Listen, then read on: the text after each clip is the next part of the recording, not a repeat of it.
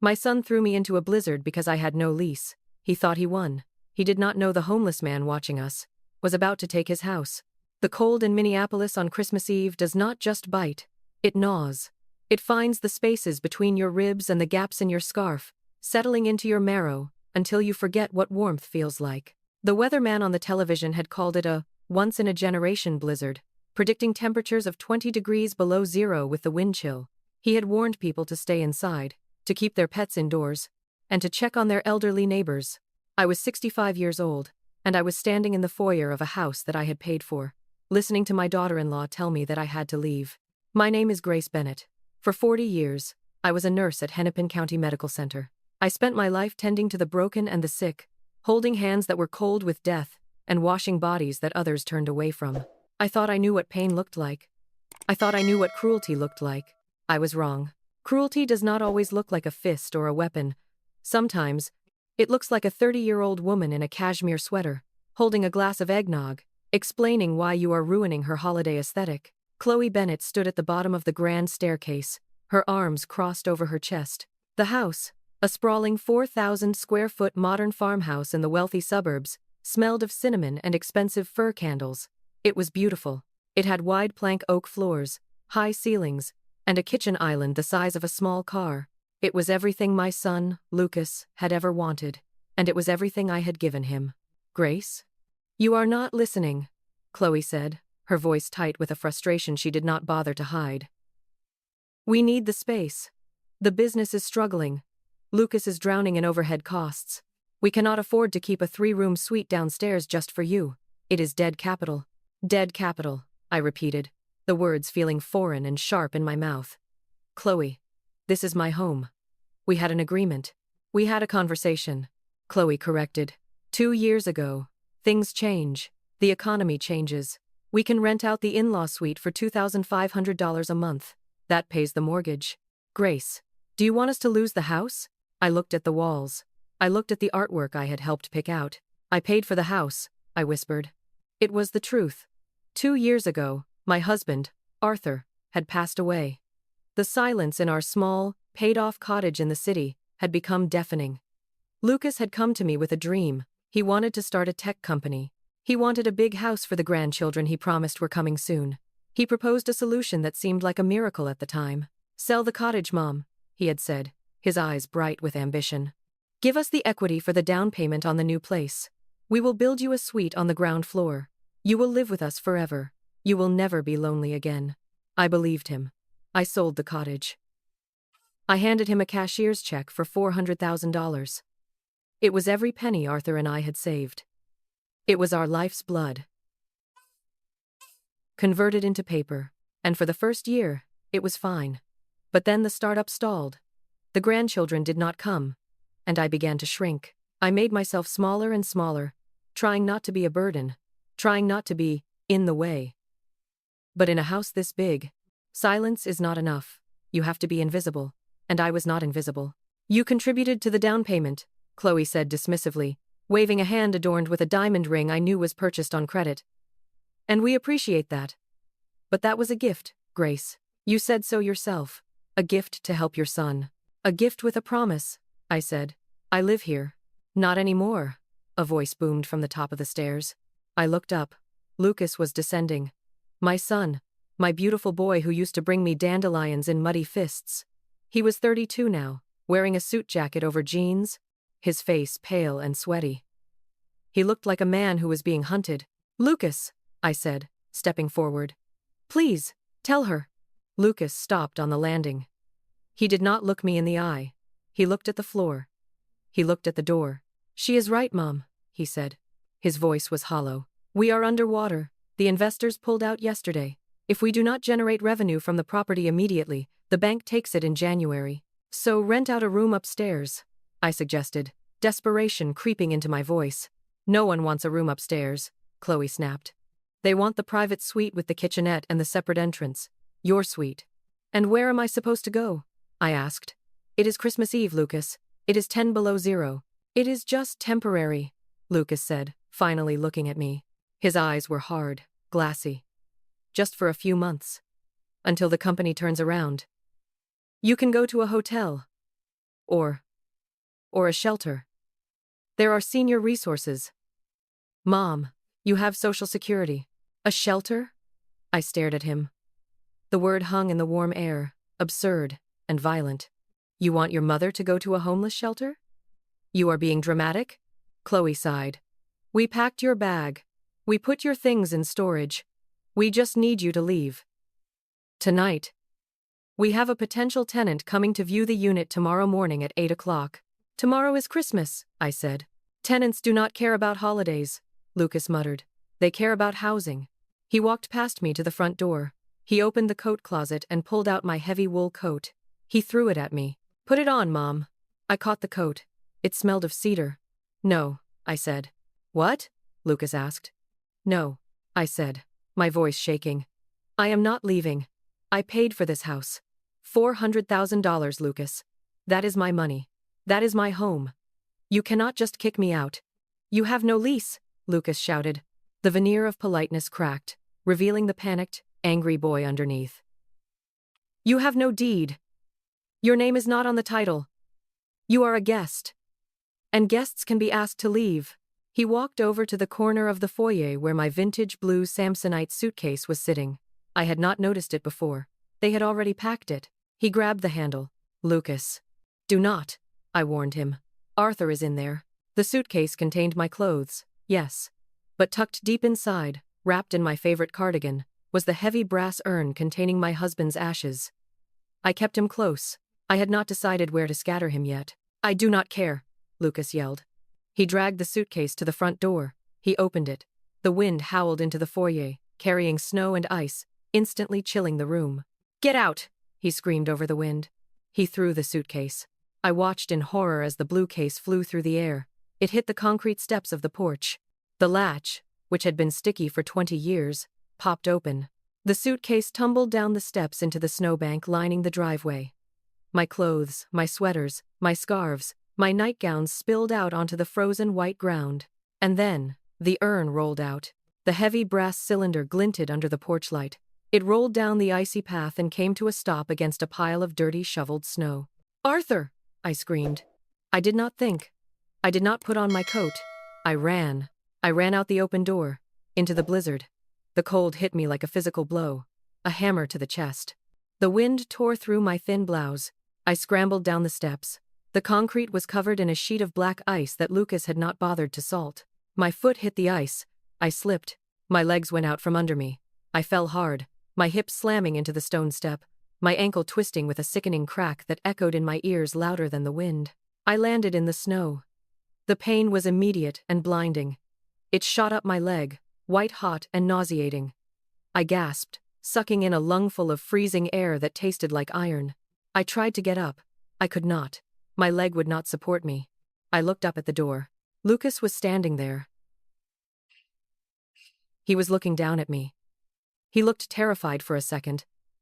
But then, Chloe stepped up beside him. She whispered something in his ear. Lucas's face hardened. Go find a shelter, Mom, he shouted.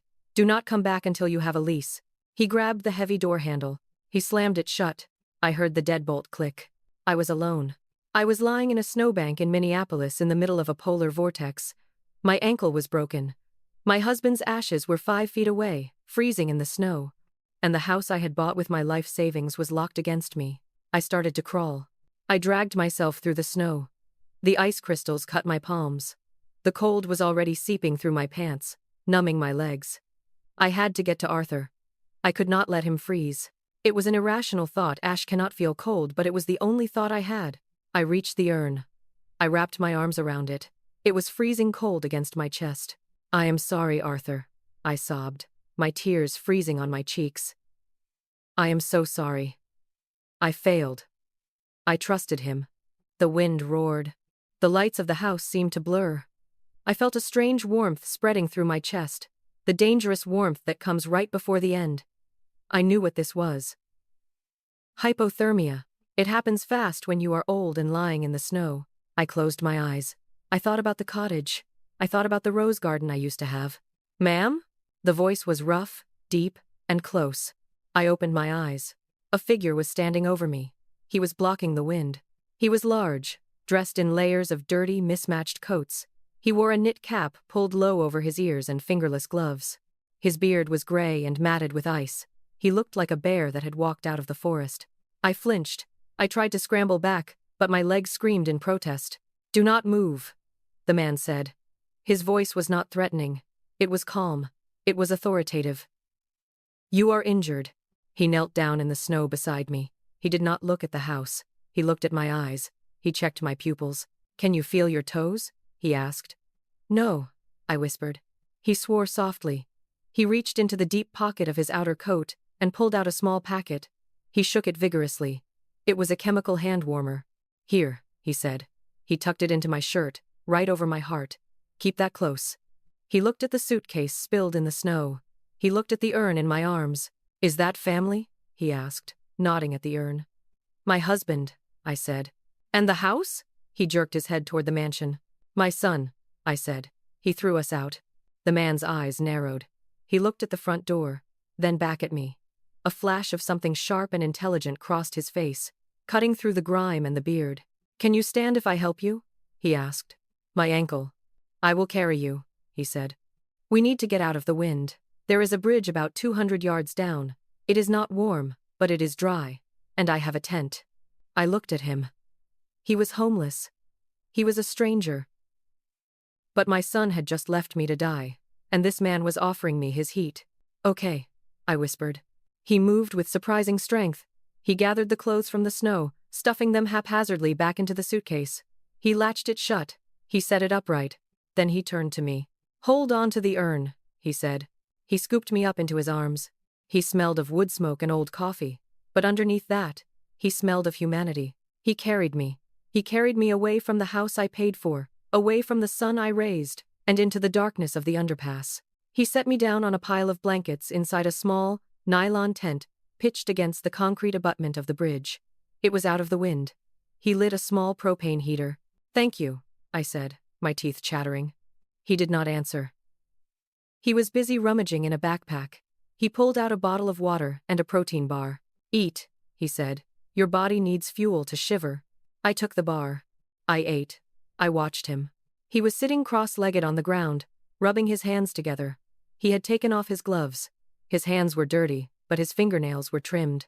"I am Grace," I said. He looked at me. His eyes were a piercing blue, startlingly clear in his weathered face. "I am Samuel," he said. "Why did you help me?" I asked. "You do not know me." "I saw what happened," Samuel said. He picked up a piece of snow and let it melt in his hand. "I saw him throw the case. I saw him lock the door. That is an illegal eviction." I let out a bitter laugh. "He said I was a guest. He said I have no lease." Samuel looked at me. His posture shifted. He sat up straighter. He tilted his head. And for a moment, the homeless man vanished, replaced by someone else. "Someone who used to wear a suit. Did you pay rent?" Samuel asked. "No," I said. "Did you pay for the house?" I hesitated. I gave him the down payment. $400,000. Samuel's eyes widened. $400,000? "Yes." "Did you sign a gift letter?" he asked quickly. "For the bank?" "Yes," I said. "He said I had to, or they would not approve the mortgage." Samuel nodded, as if he expected this. "But did you have an agreement? A verbal agreement that you would live there in exchange for the money?" "Yes," I said. "He promised. He said it was my home forever." Samuel leaned forward. The firelight danced in his eyes. "Listen to me carefully, Grace," he said. His voice was precise. His diction was perfect. He sounded like he was standing in a courtroom, not under a bridge. In the state of Minnesota, a verbal contract involving real estate is generally unenforceable under the statute of frauds. However, he raised a finger. There is an exception.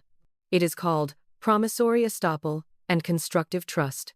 If you can prove that you acted to your detriment, selling your previous home, giving him the money based on his promise, and that he has now been unjustly enriched by breaking that promise. He smiled. It was a terrifying, wolfish smile. "Then you are not a tenant, Grace, and you are not a guest." "What am I?" I asked, shivering. "You are the equitable owner," Samuel said. "And we are going to sue him for everything he has." I stared at him. "Who are you?" Samuel looked down at his dirty hands. He flexed his fingers. "My name is Samuel Blackwood," he said softly. 10 years ago, I was a senior partner at Blackwood and Associates. I specialized in contract law and asset forfeiture.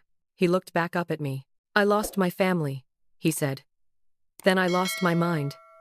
Then I lost my license. But I did not lose my memory. He reached into his pocket and pulled out a crumpled, dirty napkin and a half-used pencil. Tell me everything, he said. Start from the beginning, and do not leave anything out. I looked at the homeless man. I looked at the urn in my lap. I looked at the snow falling outside the tent. I took a deep breath. It started 2 years ago, I said. And as I spoke, Samuel began to write. The wind had died down by the time we crawled out of the tent, but the cold remained, a solid, living thing that pressed against our skin. Samuel helped me stand. He moved with a surprising grace for a man wearing 3 coats, his grip on my elbow firm and steady. He carried the blue suitcase in one hand and steadied me with the other as we hobbled toward the streetlights glowing in the distance. We walked 3 blocks to a place called the Red Owl Diner. It was a 24-hour establishment with fogged-up windows and a neon sign that buzzed with a dying electrical hum. To anyone else, it might have looked like a dive. To me, it looked like a cathedral. We pushed through the glass door. The warmth hit us instantly, smelling of bacon grease, old coffee, and sanitizer. I gasped, the air stinging my frozen cheeks. My glasses fogged up immediately. We sat in a booth in the back corner, away from the few other patrons, mostly truck drivers and night shift workers, who were too tired to stare at the homeless man and the woman in the wool coat clutching a brass urn. A waitress walked over. She was young, with tired eyes, and a name tag that read, Betty. She looked at Samuel. She clearly knew him. Coffee, Sam? She asked, not unkindly. 2 coffees, please, Betty, Samuel said. And maybe a side of toast? If the bread is stale, that is fine. Fresh toast, Betty said. On the house. Thank you, Samuel said. He reached into his pocket. He pulled out a handful of change quarters, dimes, pennies. He counted them out on the formica table with painstaking precision. $1, $2. Put that away, I whispered, reaching for my purse. I can pay. No, Samuel said. He looked at me. You are my client. I am buying the coffee. There was something in his voice, a remnant of pride that had survived the streets, that made me stop. I let him pay. It was his dignity on the table, stacked in copper and silver. When the coffee arrived, I wrapped my hands around the ceramic mug.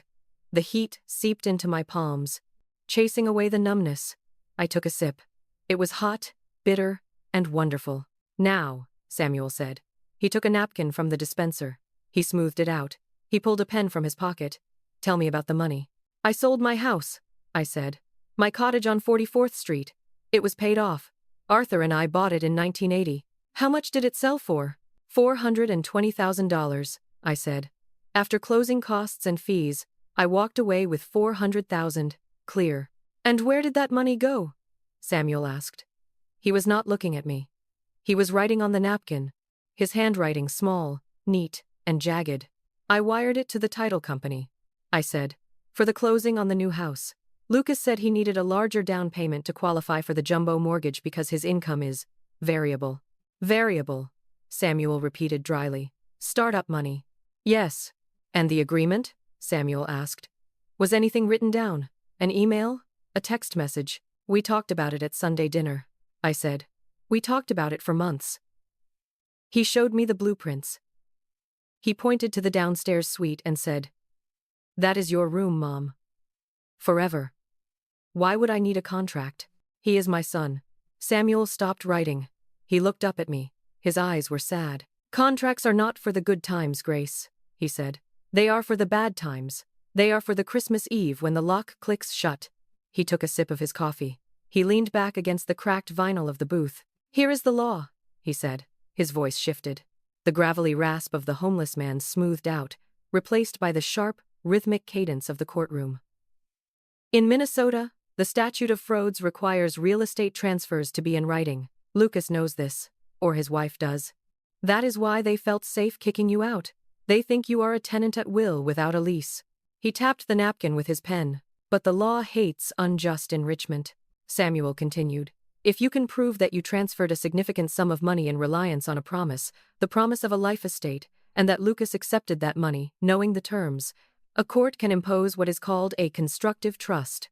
A constructive trust? I asked. It is a legal fiction, Samuel explained. The court pretends that a trust exists to prevent fraud. They will look at the situation and say, Lucas holds the title, but Grace holds the equity. It essentially means that even though his name is on the deed, the house belongs to you until he pays you back. He looked at me intensely. Did you pay rent? No, I said. We agreed I would pay for groceries and utilities in exchange for the suite. I paid the electric bill every month, $400 in the winter. Good, Samuel said, writing it down. That establishes consideration. It proves it was not a gift. Gifts do not come with utility bills. What do we do? I asked. Do I hire a lawyer? I have some savings left, but not much. Lawyers are expensive. Samuel smiled. It was a small, tight smile. You have a lawyer, he said. He is just, currently unlicensed, and smells like wood smoke. He reached into his backpack, a dirty canvas thing held together with duct tape. He pulled out a yellow legal pad. It was battered, the corners curled, but the paper was clean. We are going to draft a complaint, he said, and an affidavit of facts.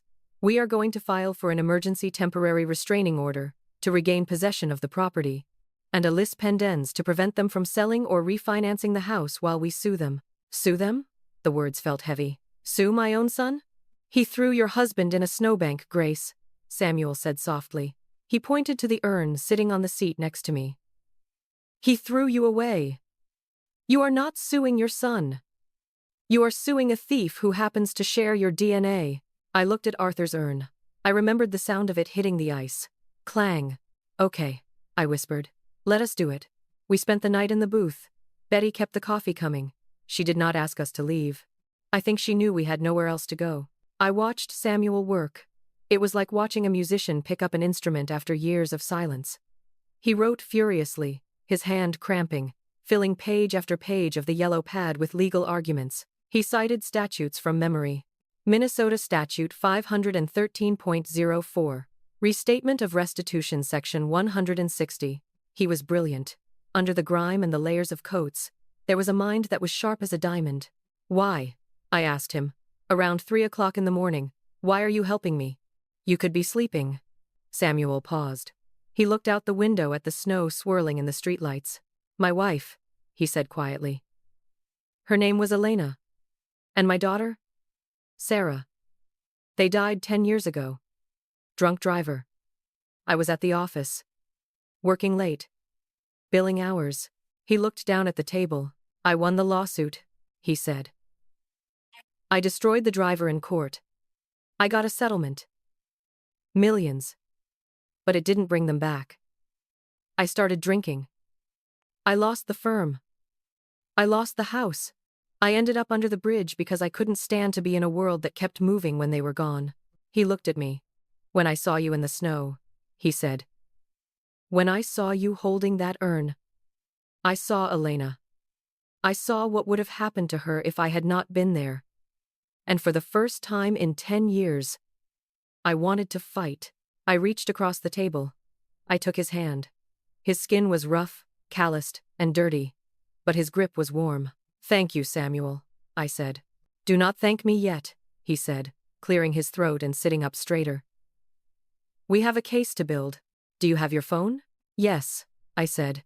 It is in my purse. Turn it on, he said. We need evidence. Text messages, emails, anything where they acknowledge the money or the living arrangement. I pulled out my phone. The battery was low, but it turned on. It buzzed immediately. A flood of notifications. 22 missed calls from Lucas. 6 text messages from Lucas. I stared at the screen. My heart hammered. Read them, Samuel said. Do not reply yet. I opened the messages. Mom, where are you? Mom, this is ridiculous. Pick up. Did you go to the shelter on 5th Street? They have beds. Chloe is freaking out. She thinks you are going to sue us. Just tell us where you are so we know you are not dead. We do not want the cops involved. Look, if you promise to behave, maybe we can work something out. But you have to apologize to Chloe. You scared her running off like that. I read them out loud. My voice shook with rage. He wants me to apologize, I whispered. He locked me out in a blizzard, and he wants me to apologize. Narcissists always demand an apology from their victims, Samuel said. It is how they maintain control. He took the phone from my hand. He scrolled through the history. Here, he said, pointing to a text from 2 years ago. Lucas, Mom, the wire hit. 400,000. We got the house. You are going to love the suite. It is yours forever. Thank you. That is it, Samuel said, grinning. That is the smoking gun. It is yours forever. That is a promise. That is the contract. He handed the phone back to me. Reply to him, Samuel said. But do not be emotional. Be legal. What do I say? Samuel dictated, and I typed. My fingers felt clumsy, but the words appeared on the screen, sharp and final. I am safe. I am not at a shelter. I am with my counsel. You have 24 hours to vacate my property. I am not a guest. I am the creditor. I am the equitable owner. And I am calling in the debt. I hit send. The phone buzzed again almost instantly. Counsel? What are you talking about? Mom, stop playing games. You do not have a lawyer. You do not have any money. I looked at Samuel. He was sipping his coffee, reading the draft of the lawsuit, looking for typos. He looked like a king in exile. I have the best lawyer in Minneapolis, I whispered to myself. I put the phone down. What happens now? I asked. Now, Samuel said, we wait for the courthouse to open. It is Christmas Day tomorrow, so we have 24 hours to polish this argument. And then? Then we go to a judge, Samuel said. And we take back your life. We sat in the diner as the sun came up over the city. The snow had stopped falling. The world outside was white and clean and freezing cold. But inside the booth, it was warm. I looked at the yellow legal pad filled with Samuel's handwriting. It was not just ink on paper. It was a shield. I ate my toast. I drank my coffee. And for the first time in 2 years, I did not feel small. I felt dangerous. Samuel, I said. Yes, Grace. When we get the house back, I said, I am going to need a property manager, someone who knows the law, someone who can handle the maintenance. Samuel looked at me. He stopped writing. I am a homeless drunk, Grace, he said quietly. You are a lawyer who saved my life, I corrected. And the suite? It has a separate entrance. It is very private. It would be a shame to leave it empty. Samuel stared at me. His eyes filled with tears. He blinked them away rapidly. I would need a shower, he said, his voice cracking. The shower in the suite has 3 heads, I said, and the water pressure is excellent. I paid for the upgrade. He laughed. It was a rusty sound, like a gate opening after years of disuse. Okay, he said. Okay. We shook hands over the table. It was the first contract of the new life we were building. Outside, the city woke up to a frozen Christmas. But in the diner on 4th Street, the fire was just getting started. The Hennepin County District Court is a fortress of gray stone and glass, a place where lives are dismantled and reassembled on pieces of paper. It was the morning of December 26th. The courts were open for emergency motions, and the air inside the lobby smelled of wet wool, floor wax, and anxiety. I sat on a wooden bench outside courtroom 4B. I was wearing my same wool coat, brushed clean of the snow. Beside me sat Samuel. He was transformed. We had stopped at a thrift store on the way to the courthouse using the last of my cash. We bought him a charcoal gray suit that was a size too big in the shoulders, a white shirt, and a tie that had seen better decades. He had shaved in the gas station bathroom. His face, revealed from beneath the matted gray beard, was sharp, angular, and handsome, in a haunted sort of way. His eyes, no longer shadowed by the brim of a dirty hat, were clear and terrifyingly focused. He did not look like a homeless man anymore. He looked like a shark that had just swum back into deep water. Are you ready, Grace? He asked. His voice was low, devoid of the tremor it had in the cold. I am terrified, I admitted. What if the judge does not listen? What if Lucas is right? I signed the gift letter. The gift letter is a formality for the bank, Samuel said, adjusting his cuffs. It prevents the bank from having to calculate your loan into his debt-to-income ratio. But in a court of equity, the truth matters more than the form. We have the text messages. We have the utility bills. We have the truth. He tapped the thick file folder on his lap. And we have the element of surprise, he added. The heavy oak doors opened. A bailiff stuck his head out. Case number 4922. Bennett versus Bennett. We walked in. The courtroom was warm, silent, and imposing. At the plaintiff's table sat Lucas and Chloe. They looked annoyed. Chloe was scrolling on her phone, wearing a white fur coat that probably cost more than my car. Lucas was tapping a pen against the table, looking at his watch. When he saw me walk in, he rolled his eyes. "Finally," he muttered loud enough to be heard. "Mom, this is ridiculous. A restraining order?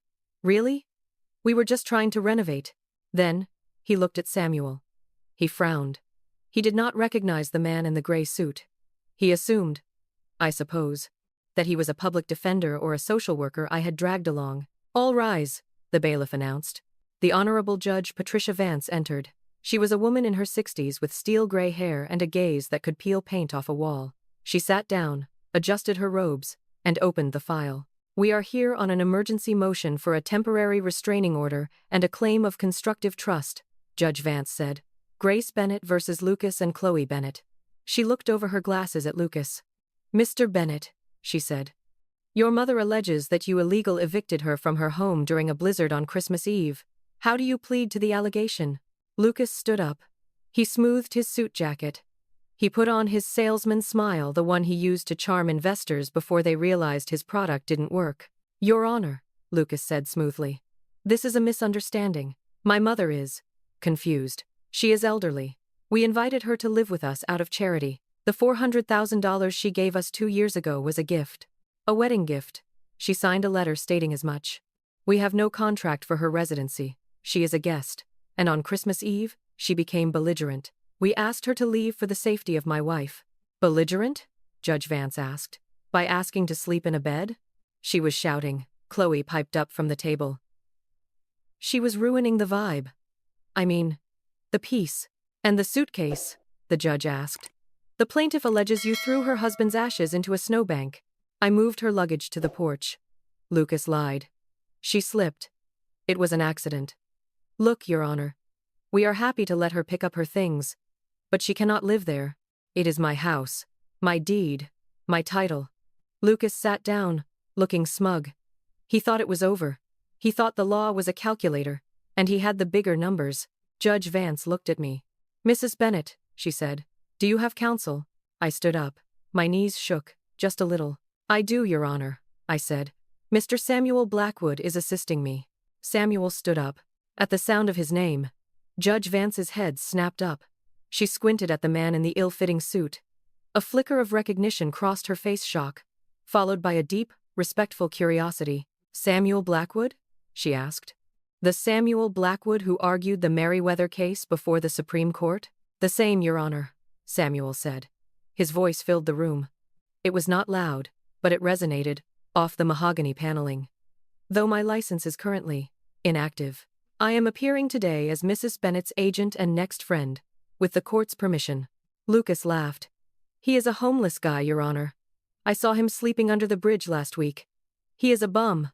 "Silence!" Judge Vance slammed her gavel. She looked at Samuel. "Proceed, Mr. Blackwood." Samuel walked to the center of the aisle. He did not look at Lucas. He looked at the bench. "Your Honor," Samuel began. "The defendant claims the $400,000 was a gift. We concede that a gift letter was signed. However, we argue that this transaction created a constructive trust." He opened his file. "We have text messages from the defendant dated August 14, 2021. Samuel read. "Mom, thanks for the investment. The suite is yours forever." Note the word investment, Your Honor, not gift. Note the word forever. "Not until we need rental income." He handed the printouts to the bailiff. "Furthermore," Samuel continued, pacing slowly, "Mrs. Bennett paid the electric bill for 24 months. Tenants pay utilities. Guests do not. This establishes consideration. A verbal contract was formed. She sold her paid-off home to fund this one. She acted to her detriment based on his promise. To allow the defendant to keep the money and the house while rendering the plaintiff homeless would be unjust enrichment of the highest order." Samuel turned to face Lucas. "You took her past," Samuel said, his voice dropping to a growl. "You took her future. And on the coldest night of the year, you tried to take her life. That is not a gift, Mr. Bennett. That is fraud." Lucas sputtered. This is crazy. He is twisting words." Judge Vance reviewed the documents. She read the texts. She looked at the photos Samuel had taken of my bruised ankle and the snowbank. She looked at Lucas. "Mr. Bennett," she said. "Did you throw your mother's suitcase into the snow?" I placed it there," Lucas stammered. "In -10-degree weather?" "We were renovating," Chloe yelled. "We need the money." "Quiet," the judge snapped. She took off her glasses. She looked at me. "The court finds that a constructive trust exists," Judge Vance ruled. "Grace Bennett is the equitable owner of the property to the tune of $400,000, plus interest and appreciation. That constitutes roughly 80% of the home's current equity." She turned to Lucas. "Unless you can write a check to your mother for $450,000 right now, Mr. Bennett, the court is granting her immediate possession of the property to satisfy the lien." Lucas went pale. I do not have that kind of money. My startup. We are liquidating." "Then you are evicted," Judge Vance said. She banged the gavel. "Order granted. The sheriff will escort Mrs. Bennett to the residence. The defendants have 24 hours to vacate. And Mr. Bennett?" Lucas looked up, tears of rage in his eyes. "If you ever touch that urn again," the judge said, "I will hold you in contempt so fast your head will spin." Dismissed. The drive back to the house was silent, but it was a different kind of silence than the night before. It was the silence of a storm that had finally broken. I sat in the passenger seat of the sheriff's cruiser. Samuel sat in the back. We pulled into the driveway. The snow was still piled high, but the sun was shining. It was blindingly bright. The sheriff, a large man named Officer Davis, got out. He walked to the front door and knocked. Lucas and Chloe had raced home ahead of us. They were already there. Lucas opened the door. He looked defeated. He looked small. "You have 24 hours, Officer Davis said. "Starting now. Mrs. Bennett has the right to occupy the lower suite immediately. You stay upstairs until you are gone. No contact. No arguments. Or you go to jail." Lucas moved aside. I walked in. The foyer was warm. It smelled of the cinnamon candles Chloe loved. My suitcase, the blue one Samuel had rescued, was sitting by the door where Lucas had dragged it back inside after the hearing, presumably to save face. I walked over to it. I unlatched it. I checked the urn. It was dented on the side. A small concave mark where it had hit the ice. I ran my thumb over the dent. "I am home, Arthur," I whispered. Chloe was standing in the kitchen, throwing protein powder into a box. When she saw me, she stopped. "You ruined us," she hissed. "I hope you are happy. We have nowhere to go. My parents won't take us. There is a shelter on 5th Street, I said calmly, repeating the words Lucas had said to me. "They have resources." "How can you be so cruel?" she cried. "I learned from the best," I said. I walked past her. I walked down the hall to my suite. I opened the door. It was exactly as I had left it. My books, my quilt, my reading lamp. I turned to Samuel, who was standing awkwardly in the hallway, clutching his backpack. "Samuel," I said. "Yes, Grace?" "This room," I said, pointing to the suite. "It is fully furnished. It has a kitchenette, a private bath, and a lock on the door." He looked at the room. He looked at me. "It is a nice room," he said. "It is your room," I said. Samuel froze. "What?" "I cannot live in this big house alone," I said. "And I need a property manager, someone to handle the bills, someone to make sure the gutters are clean. And I might need a lawyer on retainer. I have a feeling my son is going to try to appeal." "Grace," Samuel whispered. "I cannot pay rent. I have $8. "The rent," I said, "is 1 cup of coffee in the morning. And you have to listen to my stories about the hospital." Tears welled up in his blue eyes. He swiped them away with his rough hand. "I am a good listener," he said. "I know," I said. "Welcome home, Samuel." The next 24 hours were a flurry of movement. Lucas and Chloe packed. They did not do it quietly. They slammed doors. They dragged furniture across the hardwood floors, scratching the finish I had paid for. They yelled at each other. "It is your fault," I heard Chloe scream from the upstairs landing. "You threw the suitcase." "You had to be dramatic. You told me to get rid of her," Lucas shouted back. "You said she was ruining the aesthetic." I sat in my suite with Samuel. We drank tea. We listened to the sounds of them leaving. It sounded like a fever breaking. At 10 o'clock the next morning, Officer Davis returned to oversee the final exit. Lucas came down the stairs carrying a box of electronics. He looked haggard. He hadn't shaved. He looked like the homeless man Samuel used to be, while Samuel, sitting in my armchair in a clean shirt I had found in Arthur's old wardrobe, looked like the gentleman he was. Lucas stopped at my door. "Mom," he said. I looked up from my book. "We are going," he said. We found a short-term rental. It is a studio. It is all we could afford. That sounds cozy, I said. I want you to know, he stammered. I loved you. I did. I got lost. I looked at him. I looked at the dent in the urn sitting on my dresser. You didn't get lost, Lucas, I said gently. You made a map. You drew a line that excluded me. You cannot be surprised when I erased it. He looked at Samuel. Who is he? Lucas asked, bitterness creeping back into his voice. Your boyfriend? Samuel stood up. He buttoned his jacket. I am her counsel, Samuel said. And her friend. 2 things you failed to be. Lucas flinched. He turned and walked out the front door.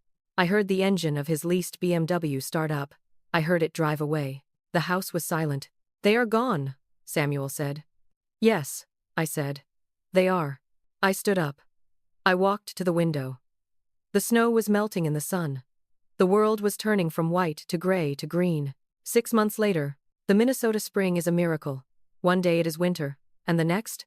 The lilacs are blooming, and the air smells of wet earth and hope. I sat on the front porch of the farmhouse. I was drinking iced tea. I was wearing a new cardigan. Samuel was in the yard. He was mowing the lawn. He had gained weight, good weight. His beard was trimmed close. He looked 10 years younger. He was humming as he pushed the mower. He had gotten his life back. With a stable address, he had been able to renew his driver's license. He had started volunteering at the legal aid clinic downtown, helping people who were being evicted. He was studying to reinstate his bar license. He was not just my property manager. He was my family. We ate dinner together every night. We argued about politics. We watched Jeopardy! A car slowed down on the street in front of the house. It was a rusted, dented Honda Civic. It rattled as it idled. I looked closer. Lucas was driving. He looked tired. He was wearing a uniform, a delivery driver's shirt. He looked at the house. He looked at the manicured lawn. He looked at me sitting on the porch, safe and warm. He looked at Samuel, the man he had called a bum, who was now the master of the domain Lucas had thrown away. Our eyes met across the distance. I did not wave. I did not smile. I just watched him. Lucas looked away. He put the car in gear. He drove off, the muffler dragging slightly on the asphalt, disappearing down the road toward the city where he lived in a studio apartment and paid rent to a stranger. Who was that? Samuel asked, turning off the mower. Nobody, I said. Just a ghost. Samuel smiled. He wiped his brow. Do you want another iced tea? He asked. I would love one, I said. He walked up the steps. He sat in the rocking chair next to me. The sun was setting, painting the sky in shades of purple and gold. The house was paid for. The urn was safe on the mantel. And the door was locked. Not to keep me out, but to keep the warmth in. I took a sip of my tea. It was sweet. I was Grace Bennett. I was a nurse. I was a survivor. And I was home.